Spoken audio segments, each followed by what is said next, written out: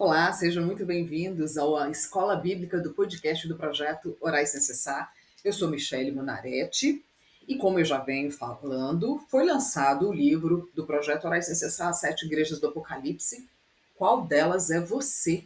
Uma visão cristã sobre o comportamento humano. O e-book já está disponível no site da Amazon. O link para você adquirir já está disponível no nosso site. E para você que acompanha o projeto Orais Sem Cessar em outro país, o livro com capa comum já está disponível também no site da Amazon. Bem, nós estamos estudando o livro de Atos. Nós vimos nas últimas aulas, na última aula, a respeito de Matias, né, que foi escolhido no lugar de Judas. Como foi o Pentecoste, né, todos reunidos ali no mesmo lugar, ali no cenáculo, falando, né, em línguas de fogo.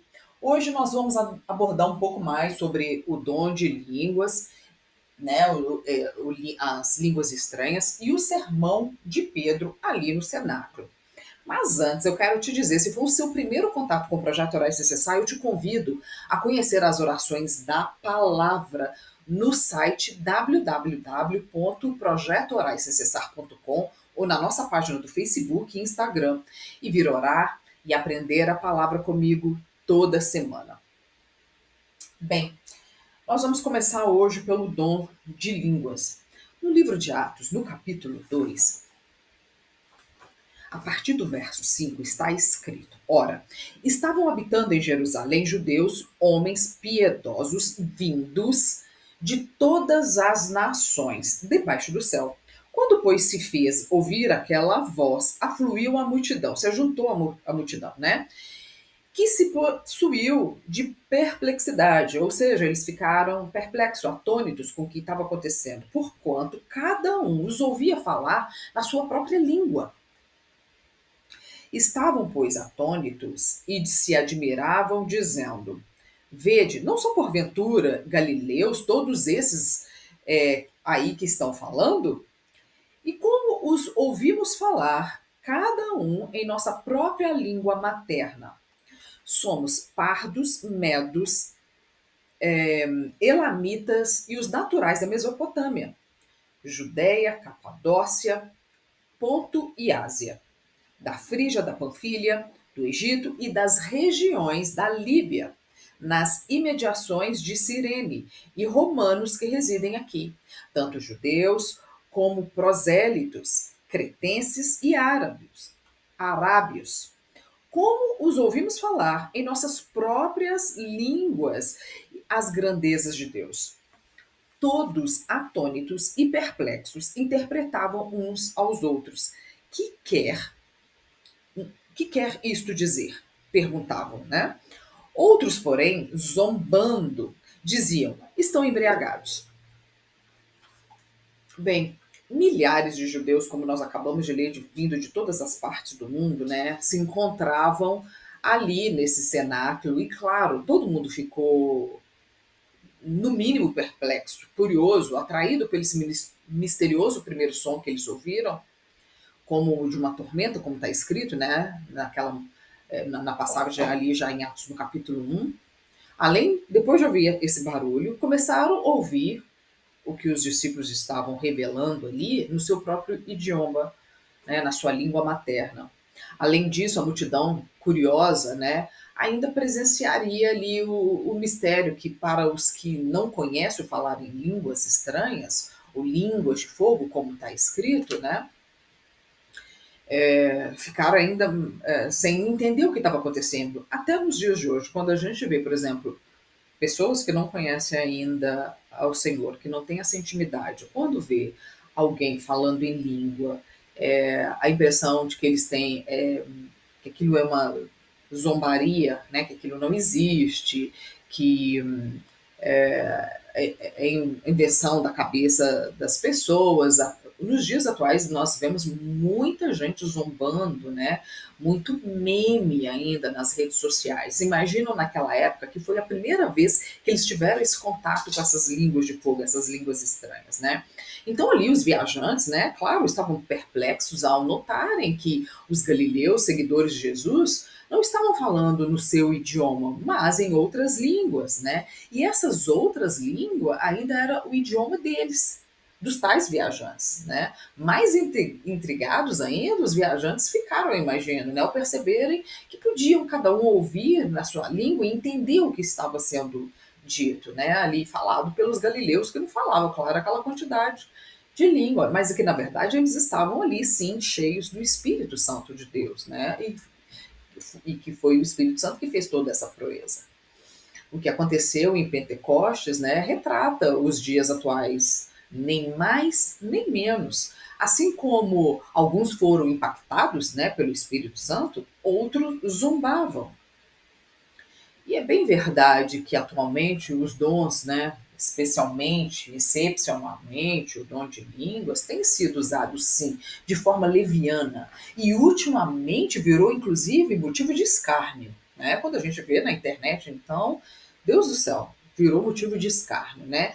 Nada que já não tivesse sido alertado pelo próprio apóstolo Paulo, né? Como ele disse, está escrito no livro de 1 Coríntios, no capítulo 14, no versículo 3 começa dizendo assim: se, pois, toda a igreja se reunir no mesmo lugar, que é o que estava acontecendo lá, né, e que acontece nos dias de hoje, e todos se puserem a falar em outras línguas, né, no caso de entrarem indoutos ou incrédulos, né, pessoas que não conhecem a Deus, que não estão habituadas ali com o mover do Espírito, não dirão porventura que estáis loucos? E esse é o motivo do escárnio, né? E hoje em dia, com esse negócio de rede social, piorou a situação, porque a informação corre muito rápido, né?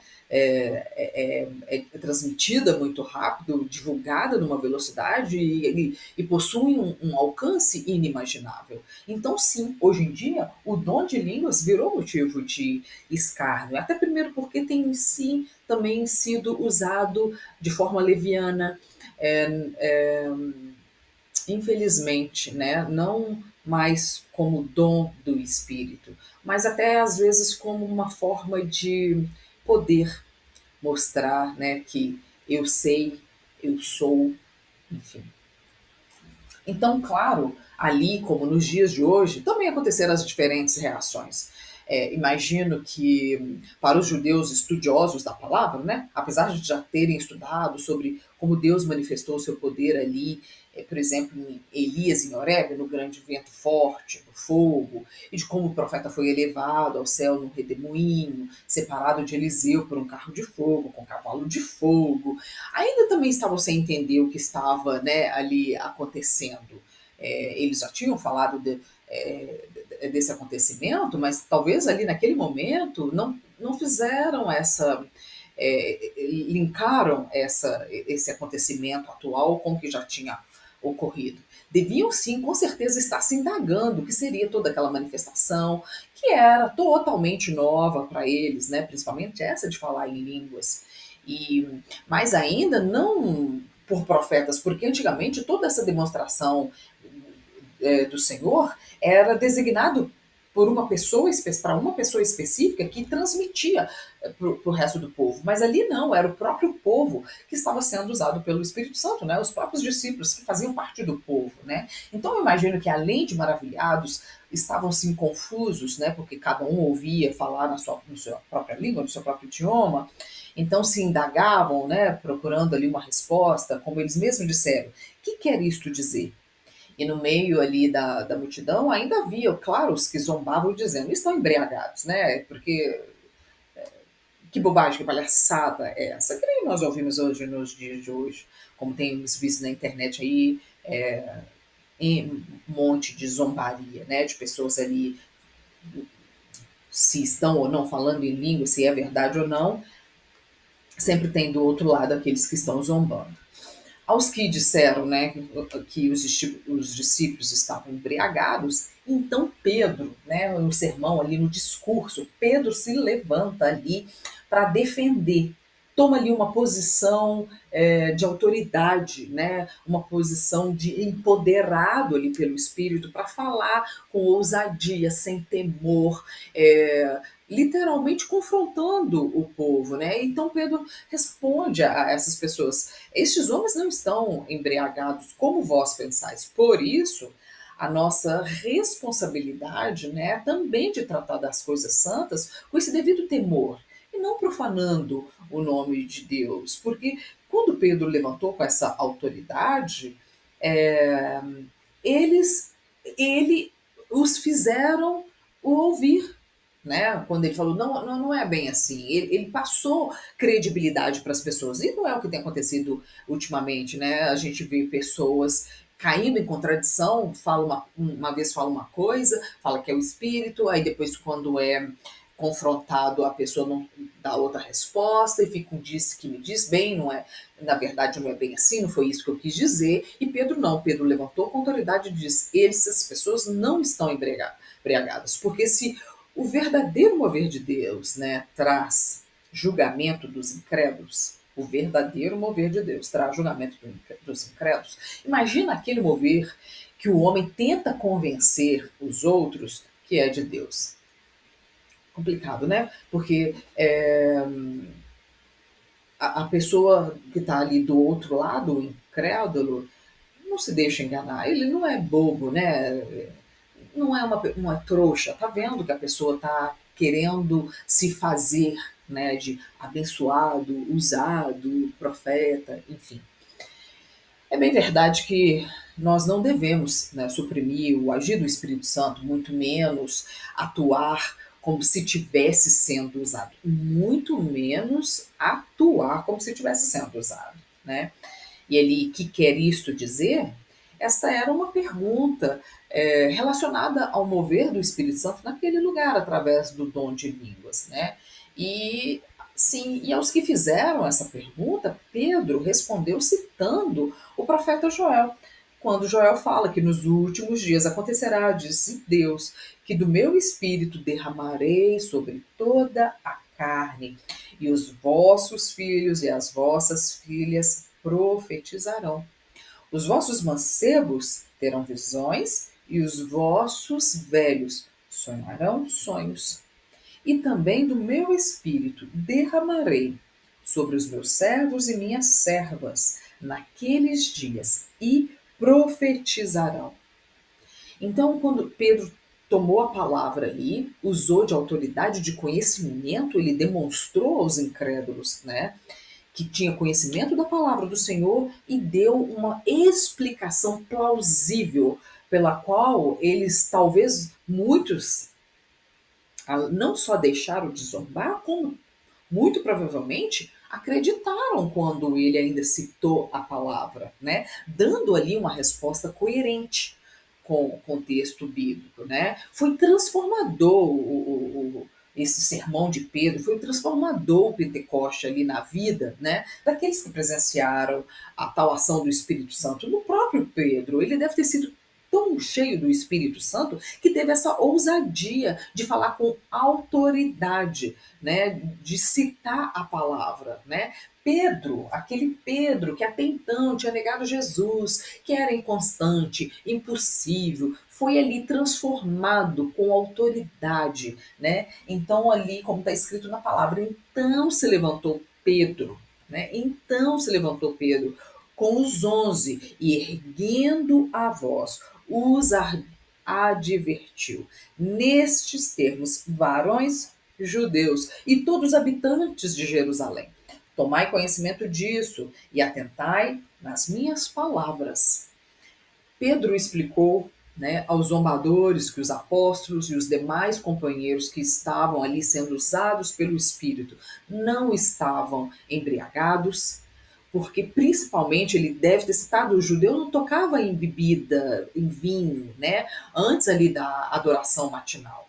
Ainda deve ter explicado, né, aos que queriam saber da verdade o que estava acontecendo, que era o cumprimento da profecia ali de Joel, mediante a qual, nos últimos dias, o Senhor derramaria do seu espírito, não apenas sobre alguns profetas, sobre algumas pessoas específicas, mas sobre todas as pessoas, sobre toda a carne, como está escrito, sobre toda a carne. E ali ele quis demonstrar, está sendo cumprida aquela profecia. Então, a partir de hoje, não mais ficaremos dependentes de uma pessoa receber e nos repassar. A partir de hoje, nós também podemos receber, nós também estaremos aptos a falar com o Senhor, a sermos usados pelos dons espirituais, a recebermos o Espírito de Deus nas nossas vidas. Né? Eu imagino ali a total compreensão dele de todas as coisas naquele momento. Né? Porque nos últimos dias acontecerá. Né? Ele falou ali, nos últimos dias acontecerá. Essa frase traz a referência, né, do derramamento do Espírito Santo em Pentecostes, e findará no glorioso dia do Senhor, o dia pelo qual nós esperamos, né? Nos finais dos tempos. Não há em todas as profecias uma que seja tão completa como essa profecia do profeta Joel, onde ele fala sobre um Pentecostes duplo, encerrando, né, na era da igreja. Começou ali em Pentecostes e se encerrará na era da igreja um novo Pentecostes, um derramar sobre toda a carne. Um outro fato da profecia de Joel, né, é esse derramamento do Espírito Santo, do Espírito de Deus sobre toda a carne. Não mais alcançando apenas uns específicos, mas que a sua graça será abundante. Como no profeta Abacuque tem, eu acho que no capítulo 2 ele fala assim: como as águas cobrem o mar, assim o Senhor nos promete encher a terra da tua graça, como as águas cobrem o mar. Né? E isto é sobre todo o povo de Deus, né? Todo aquele que está na presença do Senhor, todo aquele que invoca o nome do Senhor. Né?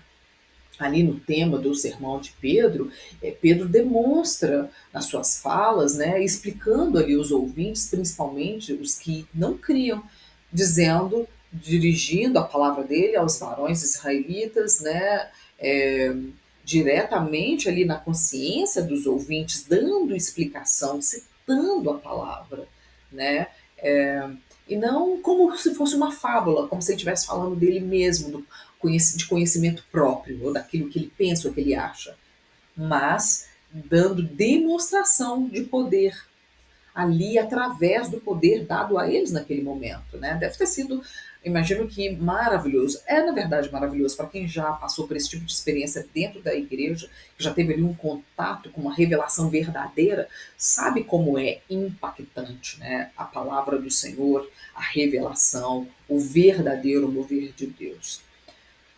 Como ele diz ali, né, Pedro, como vós mesmos sabeis, assim como para nós hoje em dia, como nós mesmos sabemos, né?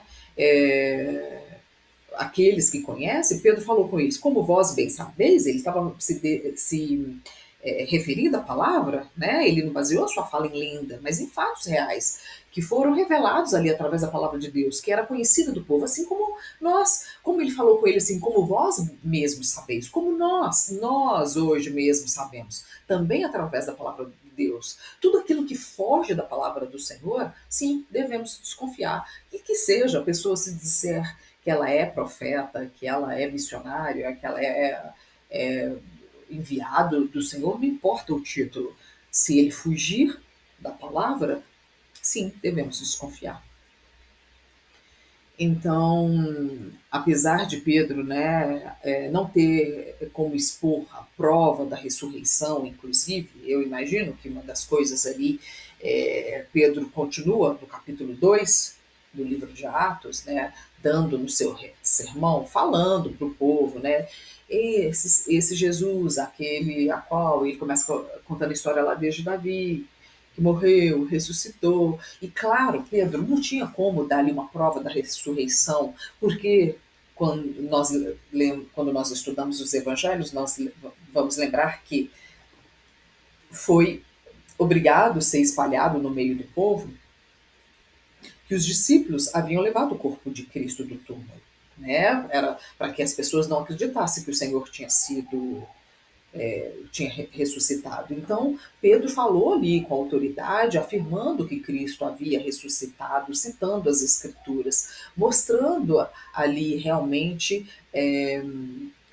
o mover do Senhor, o mover do Espírito, cumprimento, inclusive, de tudo aquilo que o Senhor falava, de tudo aquilo que o Senhor pregou, de todos os sermões do Senhor, né? E ouvindo eles isso, com a palavra fala que eles compungiram-se em seu coração.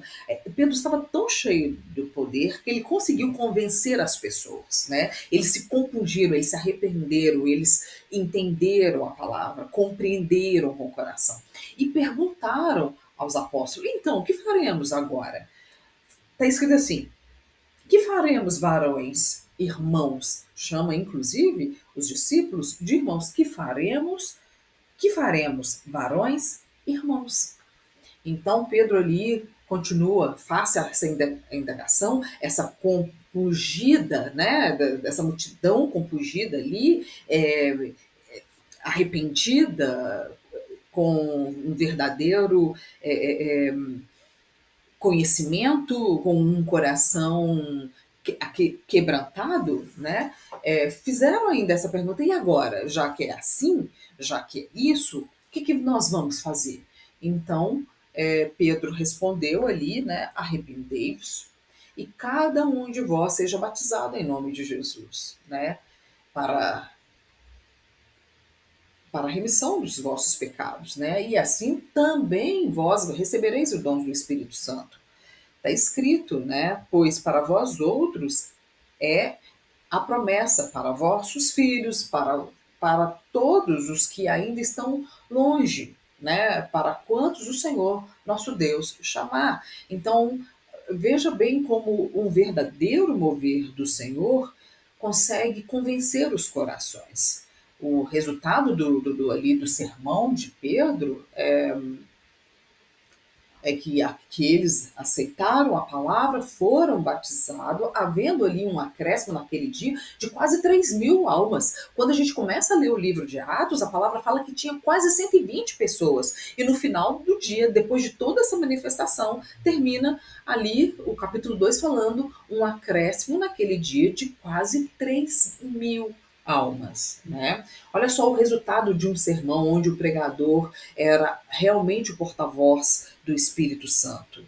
Como é diferente quando a gente vê ali como quando o Senhor realmente está agindo no lugar e quando é mesmo vindo da mão dos homens.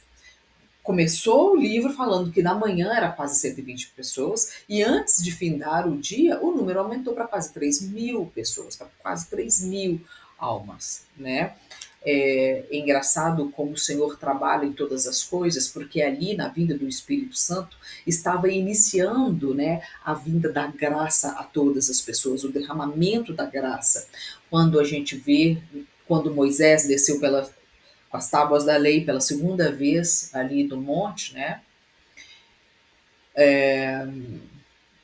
A primeira vez, na verdade, na segunda vez não, na primeira vez, quando Moisés, quando a lei foi proclamada e que as pessoas fizeram o bezerro de ouro, né, irritaram o Senhor, quase 3.000 pessoas foram mortas. Nós podemos ler isso no livro de Êxodo, no capítulo 32, versículo 28. E caíram ali do povo naquele dia umas 3.000 homens. A primeira vez que a lei foi pregada, né, foi proclamada, caíram do povo quase 3.000 dias. E da mesma forma, da primeira vez que a graça foi anunciada, que o Espírito Santo veio, quase 3.000 também foram salvos e batizados no mesmo dia. Ali o Senhor estava fazendo exatamente como Cristo fez com Pedro. Houve o pecado, ele negou Jesus 3 vezes, Jesus deu a ele a chance de dizer que o amava 3 vezes. A lei foi anunciada e 3.000 morreram, a graça foi anunciada e 3.000 foram batizados. Como o Senhor mostra ali a sua misericórdia, a sua redenção, o seu conserto, literalmente consertando aquilo que estava de errado, né? E é o batismo na água que dá esse nosso testemunho de fé em Cristo, pelo batismo que somos admitidos à comunhão da igreja, que somos reconhecidos publicamente entre os fiéis. O estudo da palavra é maravilhoso porque às vezes a gente esquece desses detalhezinhos. Nossa, é mesmo, morreram 3.000 quando a lei foi dita, né? Quando a lei foi ali proclamada, mas foram 3.000 salvos quando a graça também foi proclamada. É maravilhoso podermos estudar a palavra. É triste perceber que poucas são as pessoas que têm interesse realmente no conhecimento da palavra do Senhor. Eu te agradeço por estar aqui comigo e quero te dizer que por hoje é só.